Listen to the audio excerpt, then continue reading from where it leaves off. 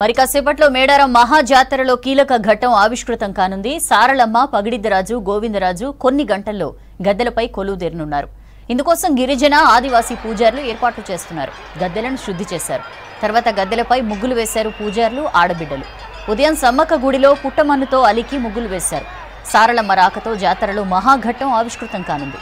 కన్నెపల్లి నుంచి సారలమ్మ, పూనుగొండ్ల నుంచి పగిడిద్దరాజు, కొండాయి నుంచి గోవిందరాజులు ఒకేసారి గద్దెలపైకి చేరుకునున్నారు. ఇప్పటికే కాలినడకన మేడారం బయలుదేరిన పగిడిద్దరాజు రాత్రి 8 గంటల వరకు గద్దెలపైకి చేరుకుంటారని చెప్తున్నారు పూజారులు. మేడారం మహాజాతరకు భక్తజనం పోటెత్తింది. లక్షలాది మంది భక్తులు అడవి తల్లుల జాతరకు తరలి వస్తున్నారు. వన దేవతలకు బంగారం మొక్కులు చెల్లించుకుంటున్నారు. ఇతర రాష్ట్రాల నుంచి కూడా భక్తులు భారీగా తరలి రావడంతో మేడారం కిక్కిరిసింది. గుస్సాడి, ఆదివాసీ డప్పు చప్పుళ్లు, నృత్యాలతో మేడారం అటవీ ప్రాంతం కొత్త శోభను సంతరించుకుంది. గిరిజనుల ఆటపాటలు, సంస్కృతి సంప్రదాయాలు ఆకట్టుకుంటున్నాయి.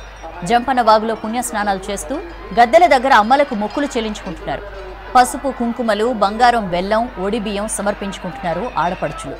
4 రోజుల పాటు జరగనున్న ఈ వైభవానికి టైట్ సెక్యూరిటీ ఏర్పాట్లు చేశారు. భక్తులకు ఎలాంటి అసౌకర్యం కలగకుండా పకడ్బందీ ఏర్పాట్లు చేసింది సర్కార్.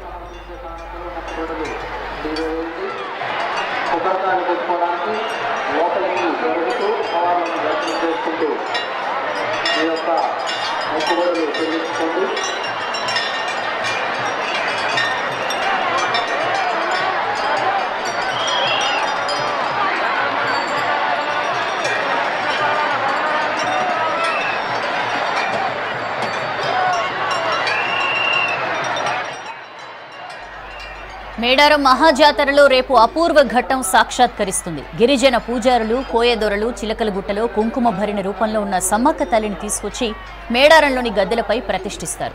ప్రభుత్వం లాంఛనాలతో ఈ కార్యక్రమం జరుగుతుంది. ములుగు జిల్లా ఎస్పీ 3 రౌండ్లు తుపాకీ పేల్చి అమ్మను తీసుకొస్తున్నట్లుగా సంకేతాలు పంపుతారు. ఎల్లుండి 4 వనదేవతలు భక్తులకు దర్శనమివ్వనున్నారు. 24న దేవతల వన ప్రవేశంతో మహాజాతర ముగియనుంది.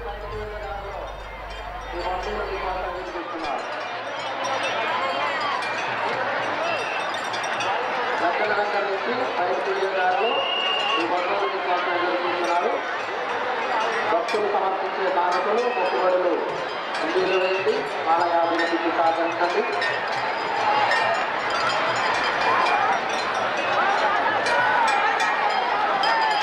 సంధ్యారాజు ఎక్కడన్నా బయటకు వెళ్ళే గేట్ దగ్గరికి వెళ్ళాలి. అక్కడ భక్తులు కోసం చూస్తున్నారు.